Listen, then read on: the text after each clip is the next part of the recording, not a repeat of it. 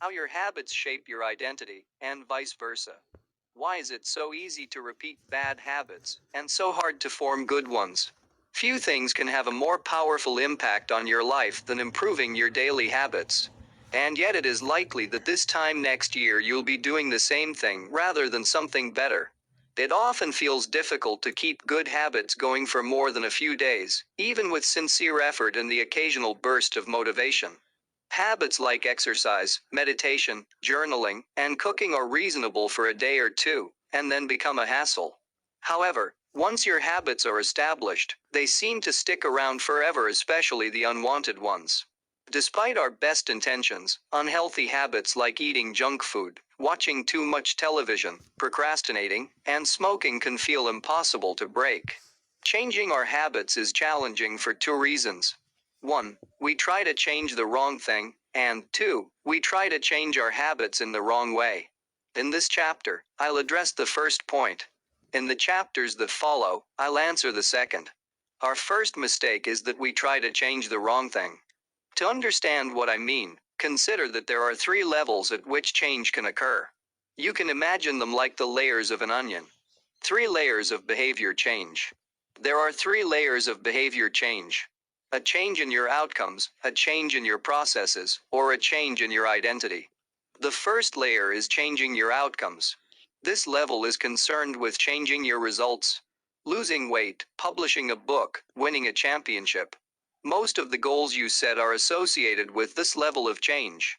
The second layer is changing your process. This level is concerned with changing your habits and systems, implementing a new routine at the gym, decluttering your desk for better workflow, developing a meditation practice. Most of the habits you build are associated with this level. The third and deepest layer is changing your identity. This level is concerned with changing your beliefs, your worldview, your self-image, your judgments about yourself and others. Most of the beliefs, assumptions, and biases you hold are associated with this level. Outcomes are about what you get. Processes are about what you do. Identity is about what you believe. When it comes to building habits that last, when it comes to building a system of 1% improvements, the problem is not that one level is better or worse than another. All levels of change are useful in their own way. The problem is the direction of change. Many people begin the process of changing their habits by focusing on what they want to achieve. This leads us to outcome-based habits. The alternative is to build identity-based habits. With this approach, we start by focusing on who we wish to become. With outcome-based habits, the focus is on what you want to achieve. With identity-based habits, the focus is on who you wish to become. Imagine two people resisting a cigarette. When offered a smoke, the first person says, "No thanks. I'm trying to quit." It sounds like a reasonable response, but this person still believes they are a smoker who is trying to be something else. They are hoping their behavior will change while carrying around the same beliefs. The second person declines by saying, "No thanks. I'm not a smoker." It's a small difference, but this statement signals a shift in identity. Smoking was part of their former life, not their current one. They no longer identify as someone who smokes. Most people don't even consider identity change when they set out to improve. They just think, "I want to be skinny," outcome, "and if I stick to this diet, then I'll be skinny," process. They set goals and determine the actions they should take to achieve those goals, without considering the beliefs that drive their actions. They never shift the way they look at themselves, and they don't realize that their old identity can sabotage their new plans for change. Behind every system of actions are a system of beliefs. The system of a democracy is founded on beliefs like freedom, majority rule, and social equality. The system of a dictatorship has a very different set of beliefs like absolute authority and strict obedience. You can imagine many ways to try to get more people to vote in a democracy, but such behavior change would never get off the ground in a dictatorship. That's not the identity of the system. Voting is a behavior that is impossible under a certain set of beliefs. A similar pattern exists whether we are discussing individuals, organizations, or societies. There are a set of beliefs and assumptions that shape the system, and identity behind the habits. Behavior that is incongruent with the self will not last.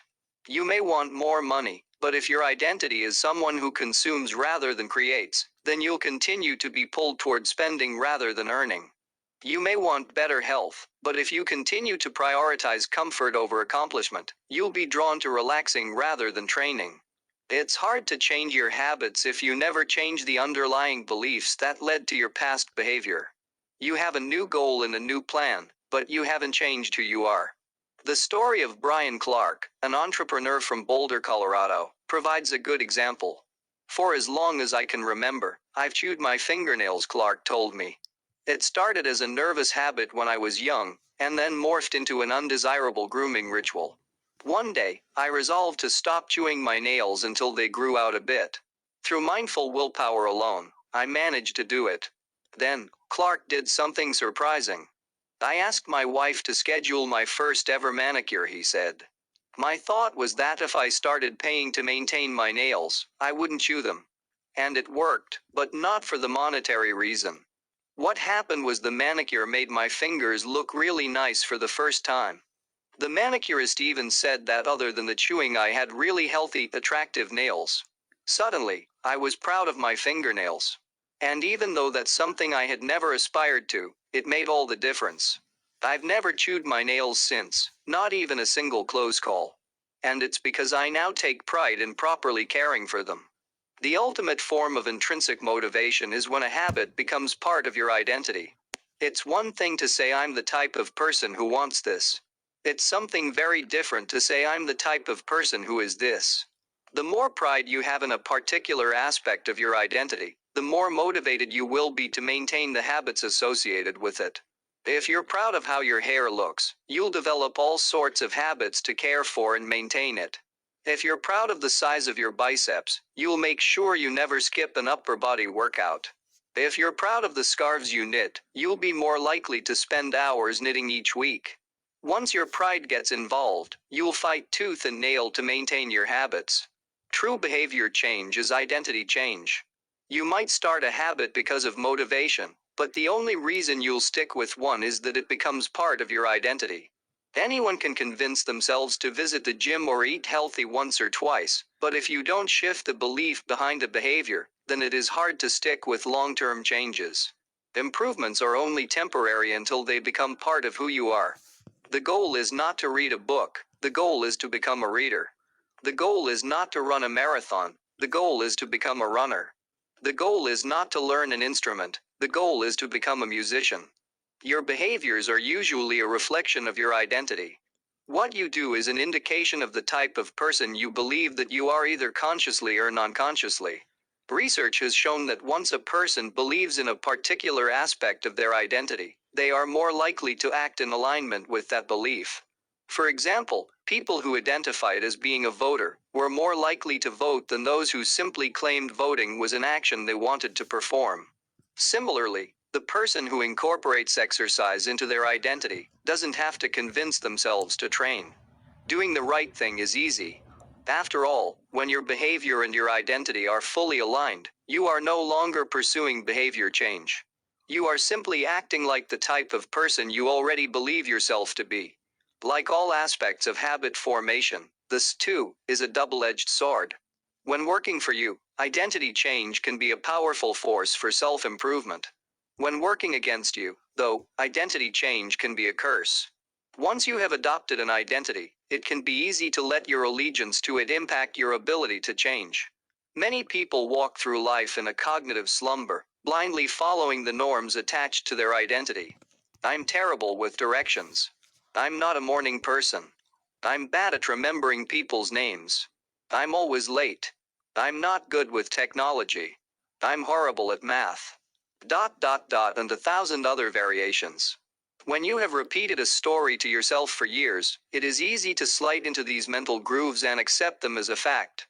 In time, you begin to resist certain actions because that's not who I am. There is internal pressure to maintain your self-image and behave in a way that is consistent with your beliefs. You find whatever way you can to avoid contradicting yourself. The more deeply a thought or action is tied to your identity, the more difficult it is to change it. It can feel comfortable to believe what your culture believes, group identity, or to do what upholds your self-image, personal identity, even if it's wrong. The biggest barrier to positive change at any level, individual, team, society, is identity conflict. Good habits can make rational sense, but if they conflict with your identity, you will fail to put them into action. On any given day, you may struggle with your habits because you're too busy or too tired or too overwhelmed or hundreds of other reasons. Over the long run, however, the real reason you fail to stick with habits is that your self-image gets in the way. This is why you can't get too attached to one version of your identity. Progress requires unlearning. Becoming the best version of yourself requires you to continuously edit your beliefs and to upgrade and expand your identity. This brings us to an important question. If your beliefs and worldview play such an important role in your behavior, where do they come from in the first place? How, exactly, is your identity formed? And how can you emphasize new aspects of your identity that serve you and gradually erase the pieces that hinder you? The two-step process to changing your identity. Your identity emerges out of your habits. You are not born with preset beliefs. Every belief, including those about yourself, is learned and conditioned through experience. More precisely, your habits are how you embody your identity. When you make your bed each day, you embody the identity of an organized person. When you write each day, you embody the identity of a creative person. When you train each day, you embody the identity of an athletic person.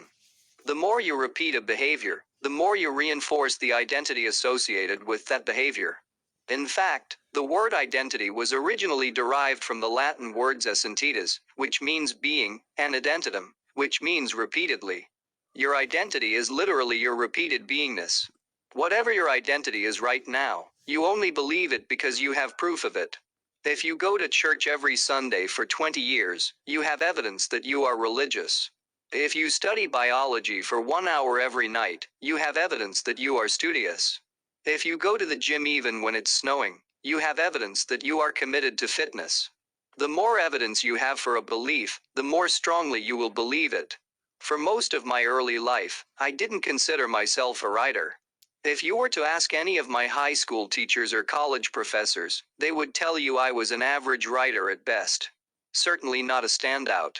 When I began my writing career, I published a new article every Monday and Thursday for the first few years. As the evidence grew, so did my identity as a writer. I didn't start out as a writer. I became one through my habits. Of course, your habits are not the only actions that influence your identity, but by virtue of their frequency, they are usually the most important ones. Each experience in life modifies your self-image, but it's unlikely you would consider yourself a soccer player because you kicked a ball once or an artist because you scribbled a picture. As you repeat these actions, however, the evidence accumulates and your self-image begins to change.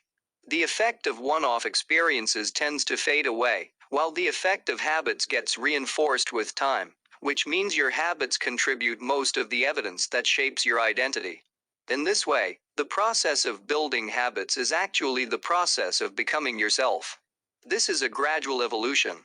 We do not change by snapping our fingers and deciding to be someone entirely new. We change bit by bit, day by day, habit by habit. We are continually undergoing microevolutions of the self. Each habit is like a suggestion. Hey, maybe this is who I am. If you finish a book, then perhaps you are the type of person who likes reading. If you go to the gym, then perhaps you are the type of person who likes exercise. If you practice playing the guitar, perhaps you are the type of person who likes music. Every action you take is a vote for the type of person you wish to become. No single instance will transform your beliefs, but as the votes build up, so does the evidence of your new identity. This is one reason why meaningful change does not require radical change. Small habits can make a meaningful difference by providing evidence of a new identity. And if a change is meaningful, it actually is big. That's the paradox of making small improvements. Putting this all together, you can see that habits are the path to changing your identity. The most practical way to change who you are is to change what you do. Each time you write a page, you are a writer. Each time you practice the violin, you are a musician. Each time you start a workout, you are an athlete. Each time you encourage your employees, you are a leader. Each habit not only gets results, but also teaches you something far more important: to trust yourself. You start to believe you can actually accomplish these things. When the votes mount up and the evidence begins to change, the story you tell yourself begins to change as well. Of course, it works the opposite way, too. Every time you choose to perform a bad habit, it's a vote for that identity. The good news is that you don't need to be perfect. In any election, there are going to be votes for both sides. You don't need a unanimous vote to win an election, you just need a majority. It doesn't matter if you cast a few votes for a bad behavior or an unproductive habit. Your goal is simply to win the majority of the time. New identities require new evidence. If you keep casting the same votes you've always cast, you're going to get the same results you've always had. If nothing changes, nothing is going to change. It is a simple two-step process. 1. Decide the type of person you want to be. 2. Prove it to yourself with small wins. First, decide who you want to be. This holds at any level: as an individual, as a team, as a community, as a nation. What do you want to stand for? What are your principles and values? Who do you wish to become? These are big questions, and many people aren't sure where to begin, but they do know what kind of results they want. To get six-pack abs, or to feel less anxious, or to double their salary. That's fine. Start there and work backward from the results you want to the type of person who could get those results. Ask yourself, who is the type of person that could get the outcome I want? Who is the type of person that could lose 40 pounds? Who is the type of person that could learn a new language? Who is the type of person that could run a successful startup? For example, who is the type of person who could write a book? It's probably someone who is consistent and reliable. Now your focus shifts from writing a book, outcome-based, to being the type of person who is consistent and reliable, identity-based. This process can lead to beliefs like, I'm the kind of teacher who stands up for her students. I'm the kind of doctor who gives each patient the time and empathy they need. I'm the kind of manager who advocates for her employees. Once you have a handle on the type of person you want to be, you can begin taking small steps to reinforce your desired identity. I have a friend who lost over 100 pounds by asking herself, what would a healthy person do? All day long, she would use this question as a guide. Would a healthy person walk or take a cab? Would a healthy person order a burrito or a salad? She figured if she acted like a healthy person long enough, eventually she would become that person. She was right. The concept of identity-based habits is our first introduction to another key theme in this book: feedback loops. Your habits shape your identity, and your identity shapes your habits. It's a two-way street. The formation of all habits is a feedback loop, a concept we will explore in depth in the next chapter, but it's important to let your values, principles, and identity drive the loop rather than your results.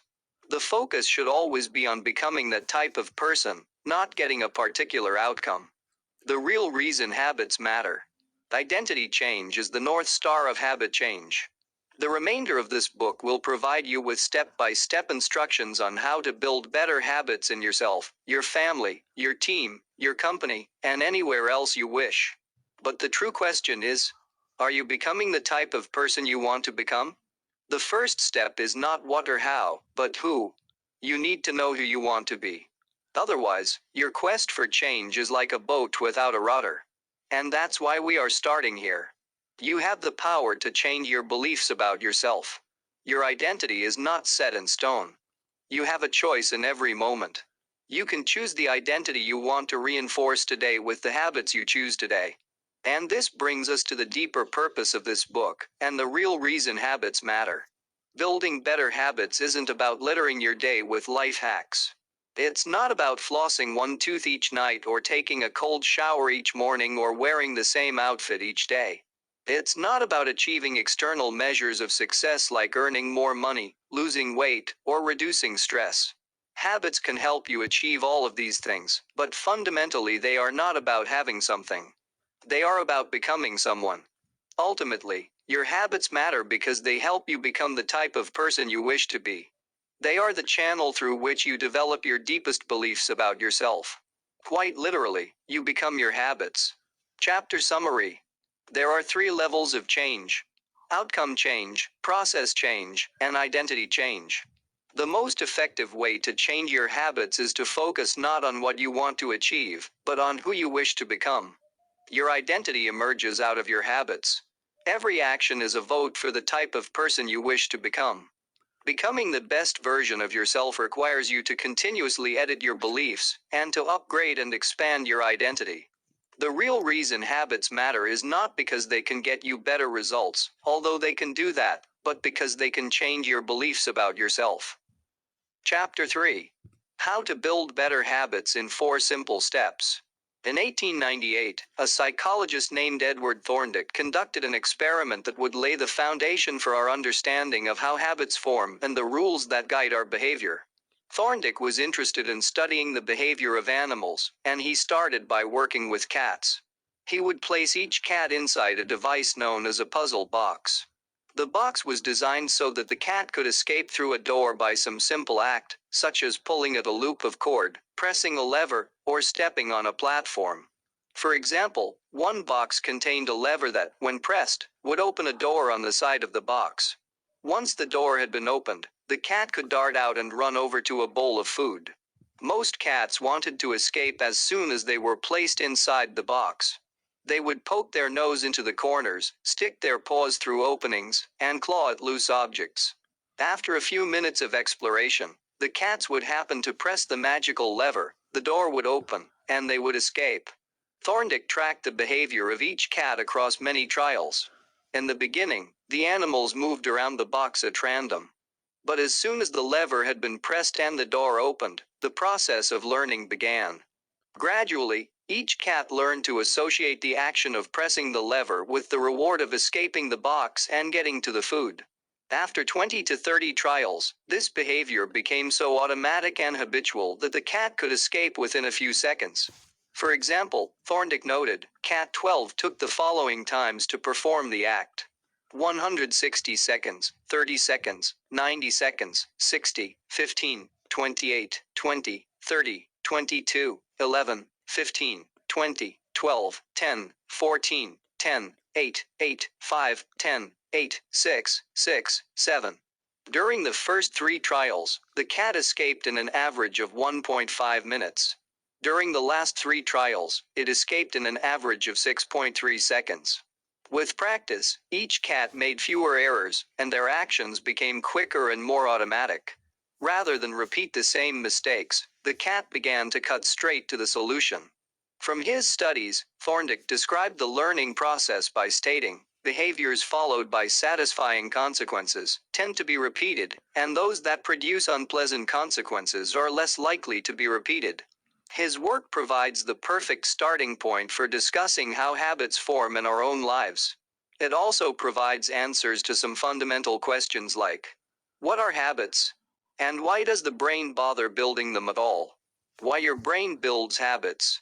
A habit is a behavior that has been repeated enough times to become automatic.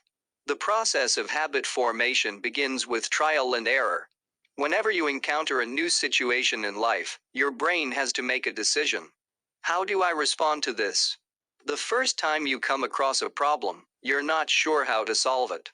Like Thorndike's cat, you're just trying things out to see what works.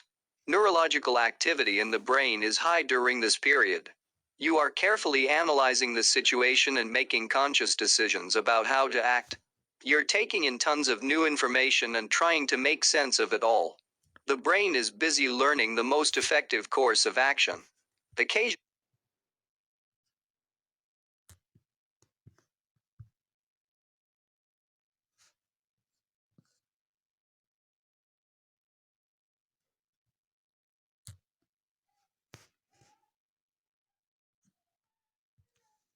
like a cat pressing on a lever, you stumble across a solution. You're feeling anxious, and you discover that going for a run calms you down. You're mentally exhausted from a long day of work, and you learn that playing video games relaxes you. You're exploring, and then bam, a reward. After you stumble upon an unexpected reward, you alter your strategy for next time. Your brain immediately begins to catalog the events that preceded the reward. Wait a minute, that felt good. What did I do right before that? This is the feedback loop behind all human behavior. Try, fail, learn, try differently. With practice, the useless movements fade away, and the useful actions get reinforced. That's a habit forming. Whenever you face a problem repeatedly, your brain begins to automate the process of solving it. Your habits are just a series of automatic solutions that solve the problems and stresses you face regularly. As behavioral scientist Jason Reha writes, habits are, simply, reliable solutions to recurring problems in our environment. As habits are created, the level of activity in the brain decreases. You learn to lock in on the cues that predict success and tune out everything else.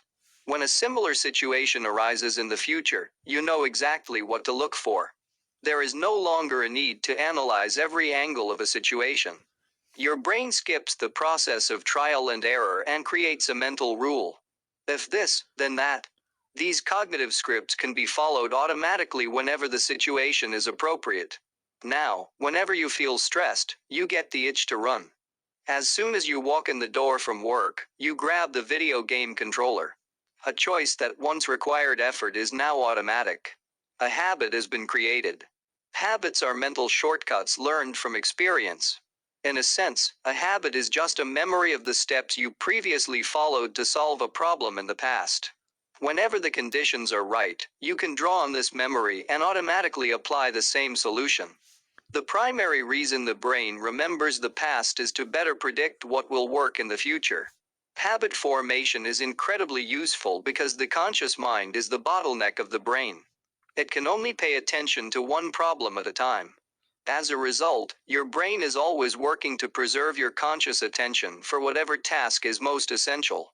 Whenever possible, the conscious mind likes to pawn off tasks to the non-conscious mind to do automatically. This is precisely what happens when a habit is formed. Habits reduce cognitive load and free up mental capacity, so you can allocate your attention to other tasks. Despite their efficiency, some people still wonder about the benefits of habits. The argument goes like this: will habits make my life dull? I don't want to pigeonhole myself into a lifestyle I don't enjoy. Doesn't so much routine take away the vibrancy and spontaneity of life? Hardly. Such questions set up a false dichotomy. They make you think that you have to choose between building habits and attaining freedom. In reality, the two complement each other. Habits do not restrict freedom. They create it. In fact, the people who don't have their habits handled are often the ones with the least amount of freedom. Without good financial habits, you will always be struggling for the next dollar. Without good health habits, you will always seem to be short on energy. Without good learning habits, you will always feel like you're behind the curve. If you're always being forced to make decisions about simple tasks, when should I work out, where do I go to write, when do I pay the bills, then you have less time for freedom. It's only by making the fundamentals of life easier that you can create the mental space needed for free thinking and creativity. Conversely, when you have your habits dialed in and the basics of life are handled and done, your mind is free to focus on new challenges and master the next set of problems. Building habits in the present allows you to do more of what you want in the future. The science of how habits work. The process of building a habit can be divided into 4 simple steps: cue, craving, response, and reward. Breaking it down into these fundamental parts can help us understand what a habit is, how it works, and how to improve it. All habits proceed through 4 stages in the same order: cue, craving, response, and reward. This 4-step pattern is the backbone of every habit, and your brain runs through these steps in the same order each time. First, there is the cue.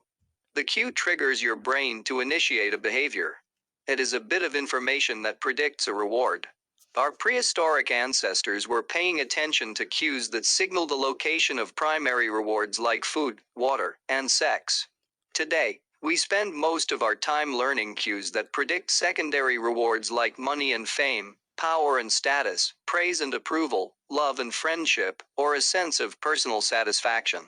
Of course, these pursuits also indirectly improve our odds of survival and reproduction, which is the deeper motive behind everything we do. Your mind is continuously analyzing your internal and external environment for hints of where rewards are located. Because the cue is the first indication that we're close to a reward, it naturally leads to a craving. Cravings are the second step, and they are the motivational force behind every habit. Without some level of motivation or desire, without craving a change, we have no reason to act. What you crave is not the habit itself, but the change in state it delivers. You do not crave smoking a cigarette, you crave the feeling of relief it provides.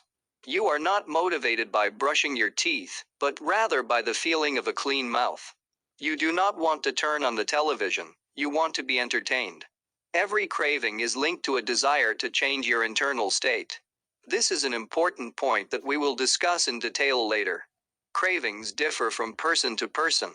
In theory, any piece of information could trigger a craving, but in practice, people are not motivated by the same cues. For a gambler, the sound of slot machines can be a potent trigger that sparks an intense wave of desire.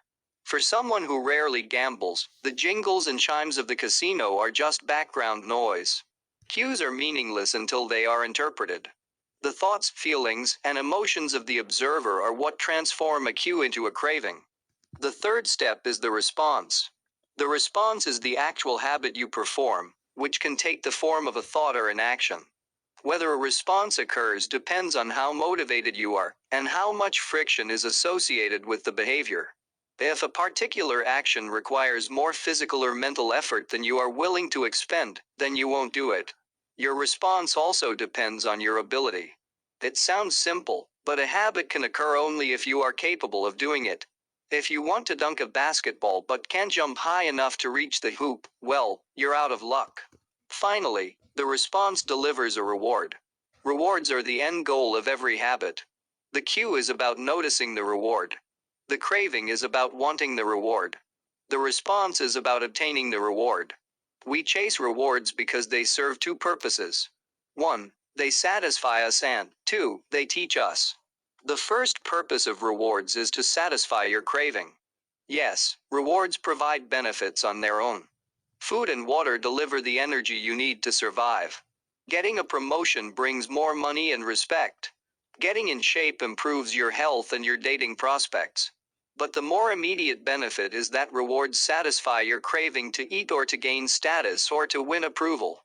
At least for a moment, rewards deliver contentment and relief from craving. Second, rewards teach us which actions are worth remembering in the future.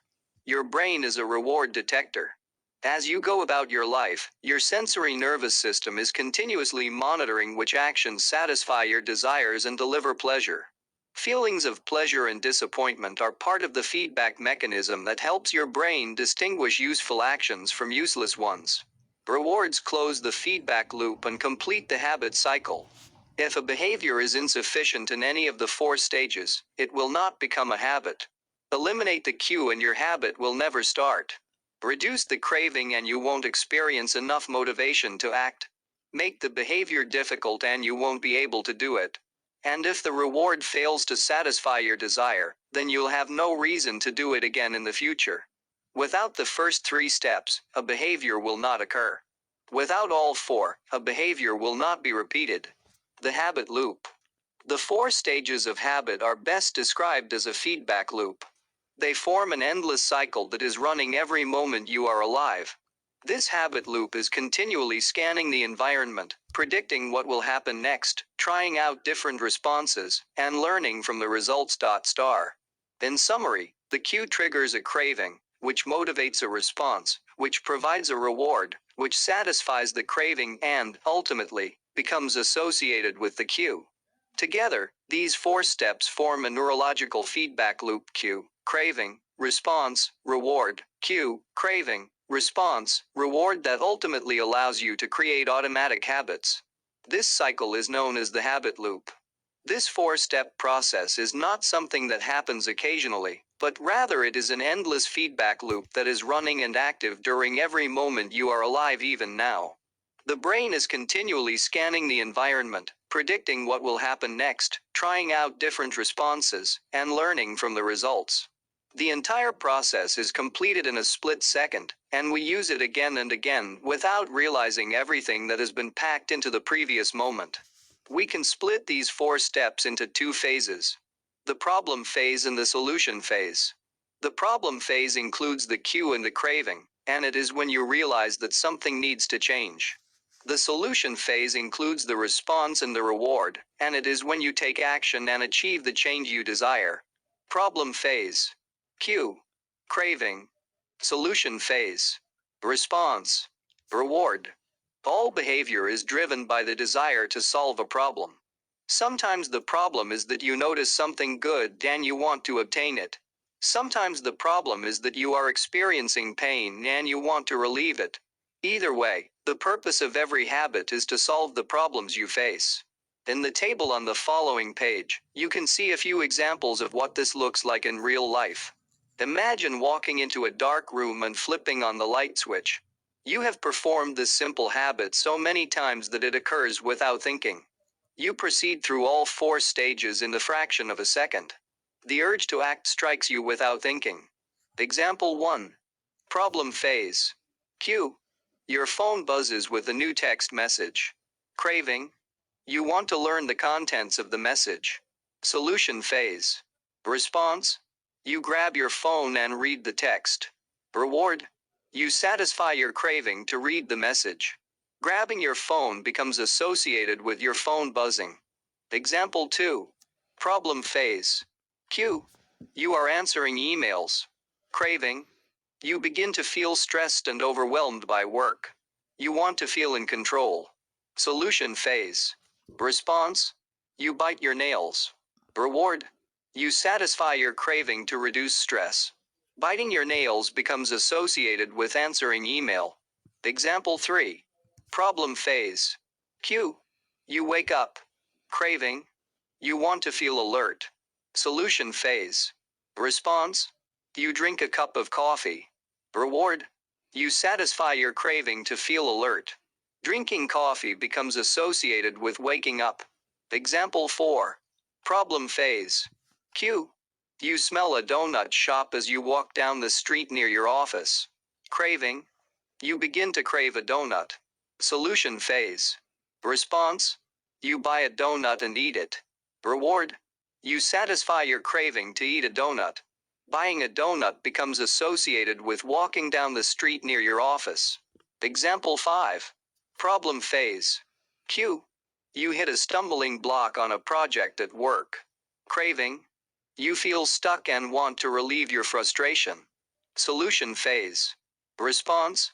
You pull out your phone and check social media. Reward. You satisfy your craving to feel relieved. Checking social media becomes associated with feeling stalled at work. Example 6. Problem phase. Cue. You walk into a dark room. Craving. You want to be able to see. Solution phase. Response. You flip the light switch. Reward. You satisfy your craving to see. Turning on the light switch becomes associated with being in a dark room. By the time we become adults, we rarely notice the habits that are running our lives. Most of us never give a second thought to the fact that we tie the same shoe first each morning, or unplug the toaster after each use, or always change into comfortable clothes after getting home from work. After decades of mental programming, we automatically slip into these patterns of thinking and acting. The 4 laws of behavior change. In the following chapters, we will see time and again how the 4 stages of cue, craving, response, and reward influence nearly everything we do each day. But before we do that, we need to transform these 4 steps into a practical framework that we can use to design good habits and eliminate bad ones. I refer to this framework as the 4 laws of behavior change, and it provides a simple set of rules for creating good habits and breaking bad ones. You can think of each law as a lever that influences human behavior. When the levers are in the right positions, creating good habits is effortless. When they are in the wrong positions, it is nearly impossible. How to create a good habit. The first law, cue. Make it obvious. The second law, craving. Make it attractive. The third law, response. Make it easy. The fourth law, reward. make it satisfying. We can invert these laws to learn how to break a bad habit. How to break a bad habit. Inversion of the first law, Q. Make it invisible. Inversion of the second law, craving. Make it unattractive. Inversion of the third law, response. Make it difficult. Inversion of the fourth law, reward. Make it unsatisfying. It would be irresponsible for me to claim that these four laws are an exhaustive framework for changing any human behavior, but I think they're close. As you will soon see, the four laws of behavior change apply to nearly every field, from sports to politics, art to medicine, comedy to management. These laws can be used no matter what challenge you are facing. There is no need for completely different strategies for each habit. Whenever you want to change your behavior, you can simply ask yourself, how can I make it obvious? How can I make it attractive? How can I make it easy? How can I make it satisfying? If you have ever wondered, why don't I do what I say I'm going to do? Why don't I lose the weight or stop smoking or save for retirement or start that side business? Why do I say something is important but never seem to make time for it? The answers to those questions can be found somewhere in these four laws. The key to creating good habits and breaking bad ones is to understand these fundamental laws and how to alter them to your specifications. Every goal is doomed to fail if it goes against the grain of human nature. Your habits are shaped by the systems in your life. In the chapters that follow, we will discuss these laws one by one and show how you can use them to create a system in which good habits emerge naturally and bad habits wither away. Chapter Summary. The habit is a behavior that has been repeated enough times to become automatic. The ultimate purpose of habits is to solve the problems of life with as little energy and effort as possible. Any habit can be broken down into a feedback loop that involves four steps: cue, craving, response, and reward. The four laws of behavior change are a simple set of rules we can use to build better habits. They are: 1. Make it obvious. 2. Make it attractive. 3. Make it easy. And 4. Make it satisfying. The first law. Make it obvious. Chapter 4. The man who didn't look right. The psychologist Gary Klein once told me a story about a woman who attended a family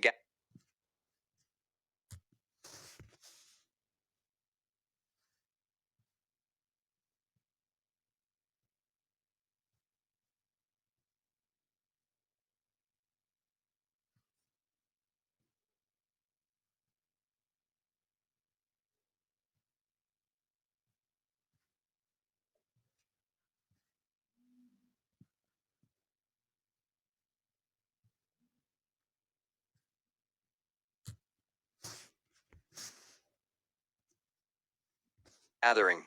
She had spent years working as a paramedic and, upon arriving at the event, took one look at her father-in-law and got very concerned. "I don't like the way you look," she said. Her father-in-law, who was feeling perfectly fine, jokingly replied, "Well, I don't like your looks, either." "No," she insisted. "You need to go to the hospital now." A few hours later, the man was undergoing life-saving surgery after an examination had revealed that he had a blockage to a major artery and was at immediate risk of a heart attack. Without his daughter-in-law's intuition, he could have died. What did the paramedic see? How did she predict his impending heart attack?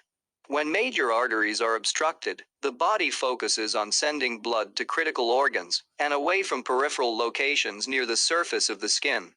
The result is a change in the pattern of distribution of blood in the face. After many years of working with people with heart failure, the woman had unknowingly developed the ability to recognize this pattern on sight. She couldn't explain what it was that she noticed in her father-in-law's face, but she knew something was wrong. Similar stories exist in other fields. For example,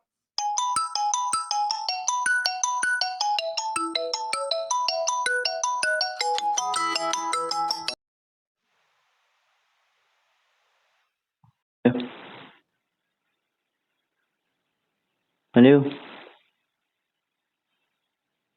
Hello? military analysts can identify which blip on a radar screen is an enemy missile, and which one is a plane from their own fleet, even though they are traveling at the same speed.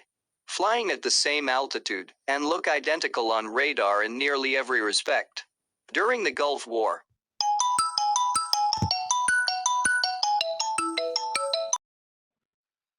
Alo. Assalomu alaykum. Eshitaman.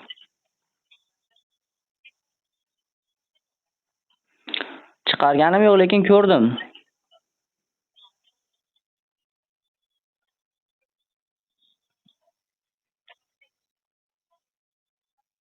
Men hozir Kalilinda edim.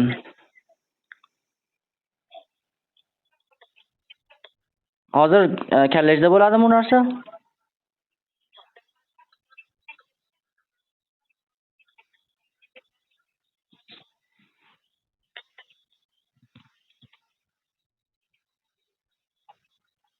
Bo'ldi, xo'p.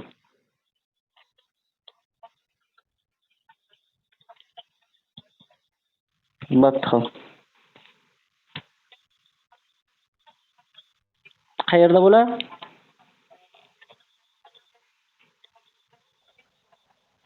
Andijondami?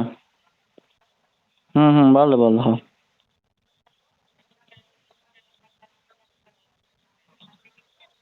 Mhm.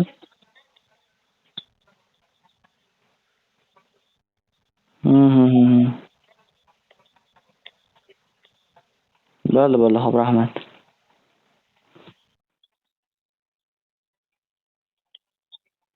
Xo'p. Lieutenant Commander Michael Riley saved an entire battleship when he ordered a missile shot down despite the fact that it looked exactly like the battleship's own planes on radar. He made the right call, but even his superior officers couldn't explain how he did it. Museum curators have been known to discern the difference between an authentic piece of art and an expertly produced counterfeit, even though they can't tell you precisely which details tip them off. Experienced radiologists can look at a brain scan and predict the area where a stroke will develop before any obvious signs are visible to the untrained eye. I've even heard of hairdressers noticing whether a client is pregnant based only on the feel of her hair. The human brain is a prediction machine. It is continuously taking in your surroundings and analyzing the information it comes across. Whenever you experience something repeatedly, like a paramedic seeing the face of a heart attack patient or a military analyst seeing a missile on a radar screen, your brain begins noticing what is important, sorting through the details and highlighting the relevant cues, and cataloging that information for future use. With enough practice, you can pick up on the cues that predict certain outcomes without consciously thinking about it. Automatically, your brain encodes the lessons learned through experience. We can't always explain what it is we are learning, but learning is happening all along the way, and your ability to notice the relevant cues in a given situation is the foundation for every habit you have. We underestimate how much our brains and bodies can do without thinking. You do not tell your hair to grow, your heart to pump, your lungs to breathe, or your stomach to digest. And yet your body handles all this and more on autopilot. You are much more than your conscious self. Consider hunger. How do you know when you're hungry? You don't necessarily have to see a cookie on the counter to realize that it is time to eat. Appetite and hunger are governed non-consciously. Your body has a variety of feedback loops that gradually alert you when it is time to eat again, and that track what is going on around you and within you. Cravings can arise thanks to hormones and chemicals circulating through your body. Suddenly, you're hungry even though you're not quite sure what tipped you off. This is one of the most surprising insights about our habits. You don't need to be aware of the cue for a habit to begin. You can notice an opportunity and take action without dedicating conscious attention to it. This is what makes habits useful. It's also what makes them dangerous. As habits form, your actions come under the direction of your automatic and non-conscious mind. You fall into old patterns before you realize what's happening. Unless someone points it out, you may not notice that you cover your mouth with your hand whenever you laugh, that you apologize before asking a question, or that you have a habit of finishing other people's sentences. And the more you repeat these patterns, the less likely you become to question what you're doing and why you're doing it. I once heard of a retail clerk who was instructed to cut up empty gift cards after customers had used up the balance on the card. One day, the clerk cashed out a few customers in a row who purchased with gift cards. When the next person walked up, the clerk swiped the customer's actual credit card, picked up the scissors, and then cut it in half entirely on autopilot. Before looking up at the stunned customer and realizing what had just happened. Another woman I came across in my research was a former preschool teacher who had switched to a corporate job. Even though she was now working with adults, her old habits would kick in, and she kept asking coworkers if they had washed their hands after going to the bathroom. I also found the story of a man who had spent years working as a lifeguard and would occasionally yell, "Walk," whenever he saw a child running. Over time, the cues that spark our habits become so common that they are essentially invisible. The treats on the kitchen counter, the remote control next to the couch, the phone in our pocket. Our responses to these cues are so deeply encoded that it may feel like the urge to act comes from nowhere. For this reason, we must begin the process of behavior change with awareness. Before we can effectively build new habits, we need to get a handle on our current ones. This can be more challenging than it sounds because once a habit is firmly rooted in your life, it is mostly non-conscious and automatic. If a habit remains mindless, you can't expect to improve it. As the psychologist Carl Jung said, until you make the unconscious conscious, it will direct your life, and you will call it fate. The Habit Scorecard. The Japanese railway system is regarded as one of the best in the world. If you ever find yourself riding a train in Tokyo, you'll notice that the conductors have a peculiar habit. As each operator runs the train, they proceed through a ritual of pointing at different objects and calling out commands. When the train approaches a signal, the operator will point at it and say, "Signal is green." As the train pulls into and out of each station, the operator will point at the speedometer and call out the exact speed. When it's time to leave, the operator will point at the timetable and state the time. Out on the platform, other employees are performing similar actions. Before each train departs, staff members will point along the edge of the platform and declare, "All clear." Every detail is identified, pointed at, and named aloud. Star. This process, known as pointing and calling, is a safety system designed to reduce mistakes. It seems silly, but it works incredibly well. Pointing and calling reduces errors by up to 85% and cuts accidents by 30%. The MTA subway system in New York City adopted a modified version that is point only, and within 2 years of implementation, incidents of incorrectly berthed subways fell 57%. Pointing and calling is so effective because it raises the level of awareness from a non-conscious habit to a more conscious level. Because the train operators must use their eyes, hands, mouth, and ears, they are more likely to notice problems before something goes wrong. My wife does something similar. Whenever we are preparing to walk out the door for a trip, she verbally calls out the most essential items in her packing list. "I've got my keys. I've got my wallet. I've got my glasses. I've got my husband." The more automatic a behavior becomes, the less likely we are to consciously think about it. And when we've done something 1,000 times before, we begin to overlook things. We assume that the next time will be just like the last. We're so used to doing what we've always done that we don't stop to question whether it's the right thing to do at all. Many of our failures in performance are largely attributable to a lack of self-awareness. One of our greatest challenges in changing habits is maintaining awareness of what we are actually doing. This helps explain why the consequences of bad habits can sneak up on us. We need a point-and-call system for our personal lives. That's the origin of the Habit Scorecard, which is a simple exercise you can use to become more aware of your behavior. To create your own, make a list of your daily habits. Here's a sample of where your list might start. Wake up. Turn off alarm. Check my phone. Go to the bathroom. Weigh myself. Take a shower. Brush my teeth. Floss my teeth. Put on deodorant. Hang up towel to dry. Get dressed. Make a cup of tea. And so on. Once you have a full list, look at each behavior and ask yourself, is this a good habit, a bad habit, or a neutral habit? If it is a good habit, write plus next to it. If it is a bad habit, write minus. If it is a neutral habit, write equals. For example, the list above might look like this. Wake up equals. Turn off alarm equals. Check my phone minus. Go to the bathroom equals. Weigh myself plus. Take a shower plus. Brush my teeth plus. Floss my teeth plus. Put on deodorant plus. Hang up towel to dry equals. Get dressed equals. Make a cup of tea plus. The marks you give to a particular habit will depend on your situation and your goals. For someone who is trying to lose weight, eating a bagel with peanut butter every morning might be a bad habit. For someone who is trying to bulk up and add muscle, the same behavior might be a good habit. It all depends on what you're working toward. Scoring your habits can be a bit more complex for another reason as well.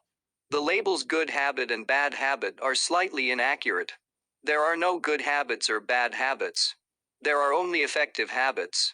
That is, effective at solving problems. All habits serve you in some way, even the bad ones, which is why you repeat them. For this exercise, categorize your habits by how they will benefit you in the long run. Generally speaking, good habits will have net positive outcomes. Bad habits have net negative outcomes. Smoking a cigarette may reduce stress right now, that's how it's serving you, but it's not a healthy long-term behavior. If you're still having trouble determining how to rate a particular habit, here is a question I like to use. Does this behavior help me become the type of person I wish to be? Does this habit cast a vote for or against my desired identity? Habits that reinforce your desired identity are usually good. Habits that conflict with your desired identity are usually bad. As you create your habits scorecard, there is no need to change anything at first. The goal is to simply notice what is actually going on. Observe your thoughts and actions without judgment or internal criticism. Don't blame yourself for your faults. Don't praise yourself for your successes. If you eat a chocolate bar every morning, acknowledge it, almost as if you were watching someone else. Oh, how interesting that they would do such a thing. If you binge eat, simply notice that you are eating more calories than you should. If you waste time online, notice that you are spending your life in a way that you do not want to. The first step to changing bad habits is to be on the lookout for them. If you feel like you need extra help, then you can try pointing and calling in your own life. Say out loud the action that you are thinking of taking and what the outcome will be. If you want to cut back on your junk food habit but notice yourself grabbing another cookie, say out loud, "I'm about to eat this cookie, but I don't need it. Eating it will cause me to gain weight and hurt my health." Hearing your bad habits spoken aloud makes the consequences seem more real. It adds weight to the action rather than letting yourself mindlessly slip into an old routine. This approach is useful even if you're simply trying to remember a task on your to-do list. Just saying out loud, "Tomorrow, I need to go to the post office after lunch," increases the odds that you'll actually do it. You're getting yourself to acknowledge the need for action, and that can make all the difference. The process of behavior change always starts with awareness. Strategies like pointing and calling and the habits scorecard are focused on getting you to recognize your habits and acknowledge the cues that trigger them, which makes it possible to respond in a way that benefits you. Chapter summary. With enough practice, your brain will pick up on the cues that predict certain outcomes without consciously thinking about it. Once our habits become automatic, we stop paying attention to what we are doing. The process of behavior change always starts with awareness. You need to be aware of your habits before you can change them. Pointing and calling raises your level of awareness from a non-conscious habit to a more conscious level by verbalizing your actions. The habits scorecard is a simple exercise you can use to become more aware of your behavior. Chapter 5. The best way to start a new habit. In 2000